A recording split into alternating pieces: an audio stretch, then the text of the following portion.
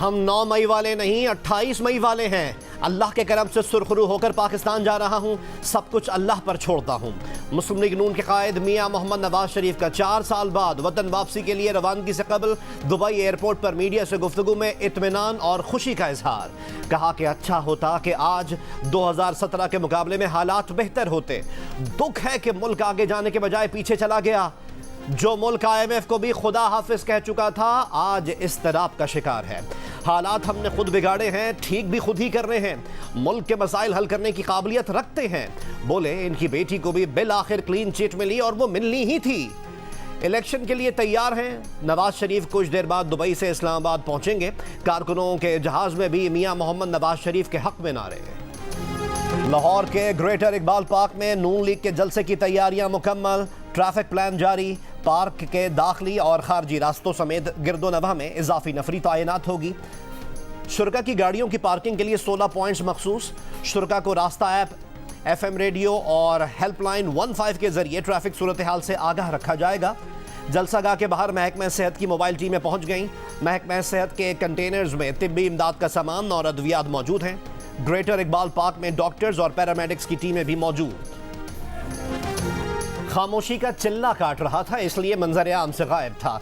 इस चिल्ले के दौरान बहुत कुछ सोचने का मौका मिला। अवामी मुस्लिम लीग के सरबराह शेख रशीद अहमद मंजर आम पर आ गए। एक इंटरव्यू में कहा कि चेयरमैन PTI जिद्दी सियासतदान है। जनरल आसिम मुनीर के मामले में मुलव्विस होकर गलती की। चेयरमैन PTI के लोग समझते थे कि फौज के अंदर भी इनके लोग हैं। चेयरमैन PTI को हमेशा कहा कि एस्टैब्लिशमेंट से हमारी लड़ाई बनती नहीं थी। 2 मरतबा चेयरमैन PTI को कहा कि एस्टैब्लिशमेंट को मुज़ाकराती अमल में शामिल कर लें, मगर उन्होंने मना किया। शेख रशीद ने कहा कि सियासतदान को किसी फौजी ऑफिसर का नाम नहीं लेना चाहिए। सियासतदानों और इदारों को मिलकर चलना चाहिए। जब सियासतदानों और इदारों की लड़ाई होती है तो हमेशा इदारे ही जीतते हैं। मर्दान में PTI रहनुमा आतिफ खान के घर पर छापा। आतिफ खान घर में मौजूद नहीं थे। पुलिस के मुताबिक आतिफ खान पर 9 और 10 मई के वाक़यात से मुतालिक FIRs दर्ज हैं। नायब सदर PTI खैबर पख्तूनख्वा का दावा है कि साबिक MP अब्दुलसलाम के घरों पर भी छापे मारे गए। बोले बगैर वारंट किसी के घर पर छापे मारना कानून की खिलाफ वर्जी है। गजा पर इसराइली जंगी तैयारों के हमले एक बार फिर शुरू। गजा के शिमाली इलाके जबालिया में एक घर पर हमले में 17 अफराद शहीद हो गए। बमबारी से रूसी टेलीविजन के लिए काम करने वाले फ़लस्तीनी कैमरामैन के घर के 12 अफराद भी शहीद। इसराइली बमबारी में शहीद फ़लस्तीनियों की तादाद 4300 से तजावज़ कर गई। लबनान से इसराइल पर जवाबी हमला। एक इसराइली फ़ौजी हलाक हो गया। इसराइली फ़ौज ने हिज़्बुल्लाह अहदाफ पर बमबारी की फुटेज जारी कर दी। फ्रांसीसी सदर का हिज़्बुल्लाह को लड़ाई तेज़ तर ना करने का मशवरा। इसराइल की गजा के अल-कुद्स अस्पताल को तबाह करने की भी धमकी। आलमी इदारे सेहत की इसराइली धमकी पर इजहार तशवीश। सरबराह WHO ने कहा कि मरीजों से भरे अस्पताल को महफूज तरीके से खाली करना मुमकिन नहीं। आम शहरियों और मरीजों के तहफ़्फ़ुज़ को हर कीमत पर यकीनी बनाने का मुतालबा।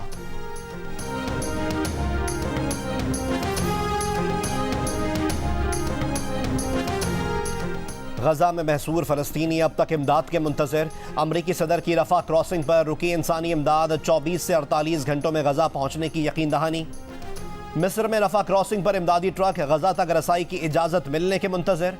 अमरीकी सदर ने दौरा इसराइल में 20 इमदादी ट्रक्स को गजा जाने की इजाज़त का ऐलान किया था।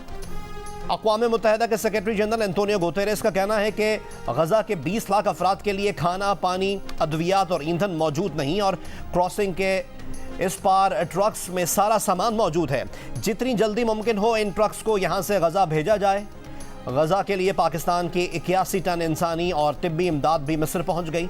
मिस्र में पाकिस्तान के सफ़ीर साजिद बिलाल ने इमदादी सामान मिस्री हिलाल अहमद सोसाइटी के सुपुर्द किया। हमास की जानिब से अमन का पैगाम। अमरीकी खातून और जवान यरगमाल बेटी रिहा। हमास का कहना है कि कतरी हुकूमत के साथ मुआहदे के तहत इंसानी बुनियादों पर खातून और इसकी बेटी को रिहा किया। 14 रोज़ पहले यरगमाल बनाए गए अफराद में से किसी भी शख्स की ये पहली रिहाई है। अमरीका का तमाम यरगमालियों को गैर मशरूत रिहा करने का मुतालबा। रिहाई में ताउन पर कतर से इजहार तशक्कुर। वज़ीर ख़ारजा एंटनी ब्लिंकन ने कहा कि 200 अफराद में से ये पहली रिहाई है। कतर का इस सिलसिले में मदद का शुक्रिया। तमाम यरगमाल अफराद को फौरी और बगैर शराइत के रिहा किया जाए। अमरीकी वज़ीर ख़ारजा ने कहा कि अब भी 10 अमरीकी लापता हैं, जिनमें से बाज़ यरगमाल हैं। अमेरिका के सदर जो बाइडन ने दावा किया है कि हमास के हमलों का एक मकसद सऊदी अरब और इसराइल के दरमियान ताल्लुकात को मामूल पर लाने के अमल को सबूताज करना था। फंड रेजिंग इवेंट से खिताब में जो बाइडन ने कहा कि हमास को पता था कि वो जल्द ही सऊदी क़यादत के साथ बैठकर इस मामले पर बात करने वाले थे। बाइडन ने तस्दीक की कि उन्होंने इसराइल पर जोर दिया है कि वो गजा में ज़मीनी जंग छेड़ने के अमल को मुलतवी करे ताकि मुज़ाकरात के नतीजे में मज़ीद यरगमालियों की रिहाई मुमकिन हो सके। निगरान वज़ीर आज़म अनवारुल हक काकड़ का फ़लस्तीनी सदर महमूद अब्बास को फ़ोन। गजा और मगरबी किनारे में इसराइली मुजालिम से पैदा सूरत हाल पर बात। अनवारुल हक काकड़ ने कहा कि आलमी बरादरी खून रेजी रोकने के लिए इसराइल पर जोर दे। दोनों रहनुमाओं का इंसानी इमदाद की फराहमी के लिए गजा की नाकाबंदी हटाने पर जोर। निगरान वज़ीर आज़म का 2 रियासती हल पर मबनी तनाज़ा फ़लस्तीन के मुनसिफ़ाना हल के अज़्म का इआदा। क्रिकेट वर्ल्ड कप के आज के पहले मैच में नेदरलैंड्स की श्रीलंका के खिलाफ बैटिंग जारी। 6 विकेटों के नुकसान पर 116 रन बना लिए।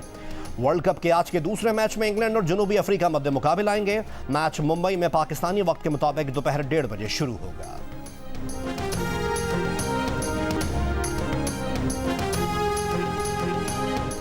बैटिंग विकेट पर बॉलिंग परफॉर्मेंस। शाहीन आफरीदी 2 बार हैट्रिक चांस पर आए। उनकी गेंद पर एक कैच भी छूटा। शाहीन ने 54 रन देकर 5 विकेटें हासिल की। न सिर्फ ब्रेक थ्रू दिया बल्कि इसके बाद भी किसी को टिकने ना दिया। ओपनर्स के बाद बैटर्स की कोई जोड़ी 50 की शराकत भी ना बना सकी। शाहीन आफरीदी इस मैच से पहले बुखार में मुब्तला थे। अहम मैच में हिस्सा लेने के लिए इंजेक्शन भी लगवाए।